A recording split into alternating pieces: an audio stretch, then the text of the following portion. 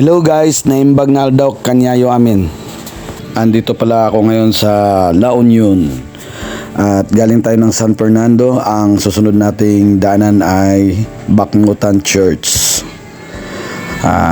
May mga pupuntahan tayong mga magagandang lugar dito sa La Union guys. Ang dami-dami. Pero ang una kong pupuntahan na beach resort saka yung bahay na bato.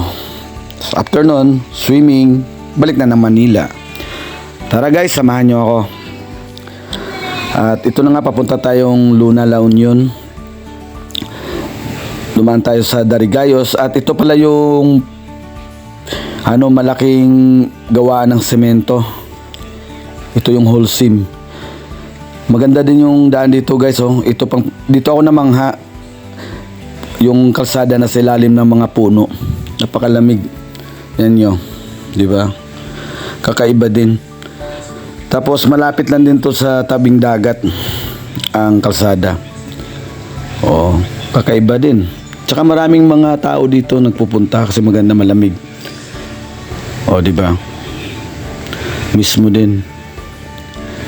At masisipat na natin yan sa unahan yung mga dagat.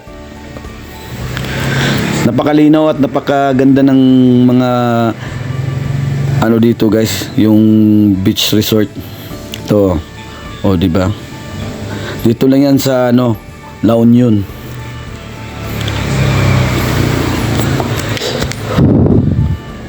Mamaya babalik tayo dyan at maliligo. At meron tayong pupuntahan muna ngayon na Darigayos Park. Ito po guys. Ayan. Military Shrine. Parang ng mga bayaning sundalo. Diba? Ito yung park nila. Maganda rin, tabing dagat din po guys. Pagkatapos dito, pupunta na tayo sa bahay na bato. Dito lang din yan sa La Union, makikita sa Nalbo Norte. Sakop siya ng La Union. Luna, La Union.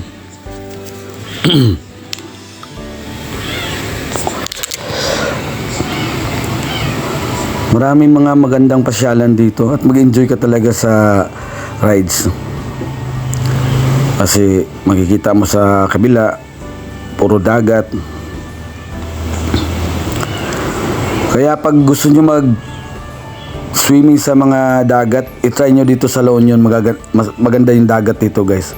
So papunta na nga tayo sa bahay na bato, Ito na guys, bahay na bato entrance. Ang galing din. Puro talaga bato, pati yung daanan. Yan Marami pang mga view dyan guys. Maganda mag selfie. Kaso lang, hindi ko na pinuntahan lahat ng mga bahay na bato dyan. Ito pinasukan namin. Nasa tabing dagat na din siya. Tapos yung baybayin, puro bato talaga. Ganitong bato. Diba? Ang galing.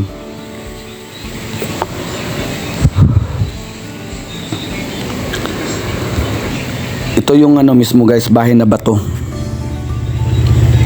Ang galing din ng gumawa nito Dito lang yan sa Nalbo Norte, Luna, La Union.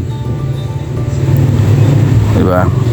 At ito yung dagat nila, puro bato din. Kaya siguro gumawa sila ng bahay na bato. At ito, medyo naikot na natin yung lugar ng bahay na bato. Babalik na tayo ng Darigayos. At doon tayo mag-swimming. Okay?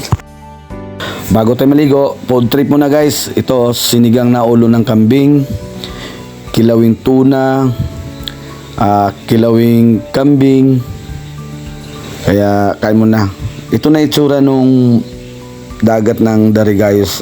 Napakaganda At napakalinaw ng tubig. Dito tayo magtampisaw bago babalik ng Manila guys. So pag gusto nyong mag-swimming guys, pag gusto nyong pumunta dito sa La Union, halos lahat ng dagat dito magaganda.